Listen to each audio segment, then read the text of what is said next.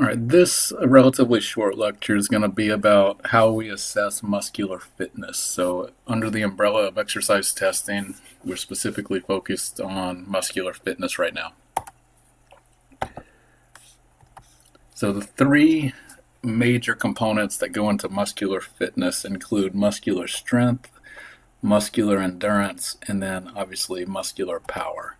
So, muscular strength is basically how much weight you can lift. That's the easiest way to think about it, but technically defined as maximal force or torque that can be generated by a muscle or muscle group. And you can assess that either statically or dynamically, as we're going to discuss. Muscular endurance, on the other hand, is the ability of a muscle to make repeated contractions over a period of time. Or also, if you're talking about an isometric type contraction, the ability to maintain a certain force output for a given period of time. And then muscular power is how much force you can generate per unit of time. This is a little bit harder to assess, but it is important, especially as not only for sport, but also as individuals get older, they tend to lose a lot of muscular power. So it is something that is a good idea to focus on as you get older and as part of an exercise training program. So no single test exists for evaluating total body muscular strength or endurance. So going back to the principle of specificity, muscular strength, muscular endurance, and even muscular power is going to be specific to the movements involved and also the muscle groups involved. So why do we test muscular fitness? It gives us a fair amount of information. So it gives us information about how strong we are, or what our muscular fitness is compared to norms. We can identify weaknesses or any imbalances in muscle groups. It's a good way to help design a resistance training program to have a good starting point. And then also, if you're involved in a resistance training program, it's nice to assess muscular fitness every now and then, just to kind of give you feedback on how you're progressing over time, and that tends to help with adherence as well. So focused on muscular strength, as I mentioned, you can assess it statically or dynamically. Equipment that's commonly used, free weights, probably the most common machines. You can also use dynamometers or isokinetic dynamometers, kind of like something like the Biodex, which you may have seen in the lab before. So static assessments for muscular strength usually involve using some type of dynamometer. And you can assess muscular strength using a dynamometer at any joint you want.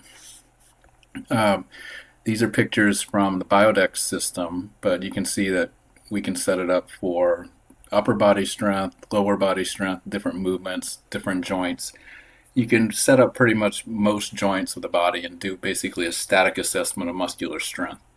And again, it's going to be specific to the joint angle as well. So if you're doing something like knee extension and assessing isometric or static strength, ideally you would have muscular strength measured at multiple angles, because it's going to change at different angles. And then one of the most common static muscular strength tests that's done is the classic hand grip test. This seems overly simple, and it is, but believe it or not, hand grip strength has been related to overall health, especially in older adults. So it is a good marker, even though it is very specific to forearm strength. It is a good marker over the long haul of how strong somebody is over their entire body, because usually the stronger the overall muscles in the body are, the stronger the hand grip strength is going to be. But as far as this test goes, the procedures are obviously listed in the ACSM guidelines book. Pretty simple test. Hold the hand grip dynamometer down by your side, arm relatively straight, and then you squeeze it twice as hard as you can, and we take the highest value that was obtained. And you can compare this to established norms that are out there as well. So yeah, ideally both hands would be assessed, but if you just want to compare yourself to norms, usually it's just the dominant hand. So dynamic assessments of muscular strength usually revolve around something known as a one repetition maximum of 1 RM. So 1 RM is basically how much weight you can lift one time. So resistance that can be moved through a full range of motion. And it should be in a controlled manner, but just one time. If you do it more than once, then it's no longer a 1RM. So ideally, you would find a weight that you can lift one time, but no more, and that's the best measure of dynamic muscular strength that we have. So we can also do a 3RM, 5RM, etc. Once you get up around 10 to 12, it becomes more of a measure of muscular endurance. So that's something to think about. But there is nothing wrong with doing a 10 RM and using it as just kind of a guideline of how strong someone is. So something to think about. There is a little bit of risk that goes into a 1 RM because you're moving a fair amount of weight. So that's why for certain individuals, a 3 RM, 5 RM, maybe even an 8 RM might be more appropriate because less weight is going to be used. So there's less chance of musculoskeletal injury as you're doing it. You can do a 1 RM for pretty much any dynamic movement with weight, but the ones that are most commonly used for upper body, you can find a bench press is a good measure of overall muscular strength of the upper body. Also, shoulder press is commonly used. For a lower body, leg press is probably the safest because there's less skill involved in the movement. But squats are commonly used for athletic populations, people who are used to doing that movement. So squats can be a very complex movement if you're not used to doing it. But if you can get in the right movement down and do a squat in a safe and controlled manner, it is a really, really good test of dynamic muscular strength of the lower body. And then these are the ACSM 1RM guidelines. So a couple of things I want to point out here that are pretty important to think about. So there should be a familiarization process, practice sessions. So you don't want somebody to get on the bench press that have never done the movement before because they're going to be trying to move a fair amount of weight. So if it's necessary to have practice sessions or whatever, that is probably going to help out. Warm-up is going to be key too. So for a warm-up for something like this, you generally want to do the movement with little to no weight, and just something that's easy for the person to do, and do multiple repetitions just to kind of loosen the muscles up and lower the chance of any musculoskeletal injury. So one of the key things about these guidelines is that technically the 1 RM should be obtained within 4 trials. So I know that doesn't sound like a lot, but 4 is kind of the magic number here, with rest periods of 3 to 5 minutes between trials. So a lot of times, especially the first time doing it, you won't get a true 1 RM within 4 trials. So if that's the case and it's going to take longer than that, if you go up, maybe you can do it 3 times and you can still do it 2 times and you've already done 4 trials, it might be a good idea to just come back and do it on a separate day when you have a better idea of what that RM is going to be.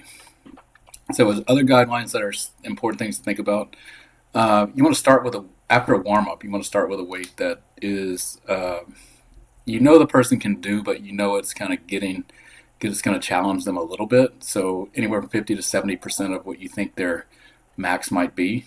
And then you gradually increase the resistance by 5 to 10% for upper body, 10 to 20% for lower body, and continue to do that until they can no longer do it. But ideally, this would be done within 4 trials. For muscular endurance, it's a little bit easier. So again, it can be assessed statically or dynamically. So static muscular endurance with no movement.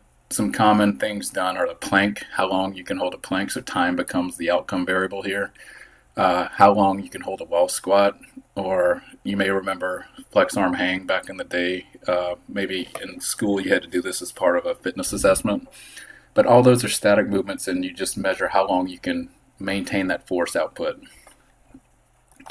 And for dynamic movements, the common assessments are push-up tests, crunch tests, or even something that you may or may not be familiar with called the YMCA bench press test. But push-up test is basically how many push-ups you can do, and I have the guidelines coming up on the next slide. The crunch or curl test, kind of the same thing, how many crunches you can do without losing a rhythm, so it has to be done at a certain rate. And then for the YMCA bench press test, there is actual guidelines here. So it's pretty simple for females, 35 pounds, males, 80 pounds. And you do the repetitions at a rate of 30 reps per minute, and the outcome variable is just how many repetitions you can actually do. For the push-up test, the guidelines are here. Notice that for the push-up test, for males, it says we're going to use the toes as the pivot point. So that's the classic push-up. And for females, the knee is the pivot point. There's been some discrepancy about this.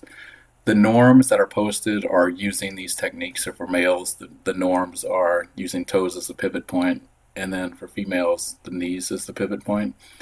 But if for females, if they can go ahead and comfortably do it with toes as a pivot point, there's nothing wrong with it. It's just hard. They won't be established norms to compare it to. But if you're using the muscular endurance test as a measure of progression and you want to see if you've improved over time, it's totally fine for females to do the standard push-up with the toes as the pivot point. A couple other things to point out here. You should be lowered until the chin touches a mat. So pretty much on the floor, but the stomach shouldn't touch it. Back should be straight, and basically record the number of push-ups that can be done. And that's our measure of dynamic muscular endurance.